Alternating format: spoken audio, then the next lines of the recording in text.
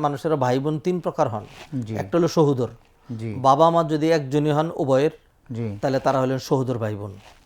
আর বৈপিত্রীয় মানে যদি পিতা আলাদা হয় একই মায়ের, ধরেন একজন তার বিয়ে হয়েছিল, তার স্বামী মারা গিয়েছে অথবা তিনি ডিভোর্স হয়ে গেছেন একটা সন্তান সহ, পরবর্তীতে মহিলার অন্য জায়গায় বিয়ে হয়েছে, আবার সেখানে তার সন্তান হয়েছে। এখন মহিলার আগের ঘরের সন্তান এবং পরের ঘরের যে সন্তান, তাদের পারস্পরিক যে সম্পর্ক, এটা হলো বৈপিত্রীয়।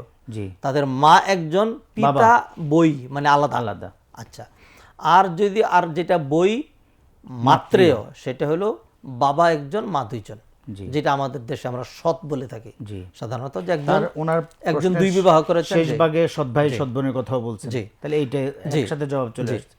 অতএব যদি এরকম হয় যে কোনো লোক একাধিক বিবাহ করেছেন, তখন এক স্ত্রীর যে সন্তান এবং আরেক স্ত্রীর যে সন্তান, এদের মাঝখানে যে সম্পর্ক, এটা হলো বই মাত্রেয় অথবা যেটিকে বলা হয় আমাদের দেশে সৎ ভাই বোন। সৎ ভাই বোন।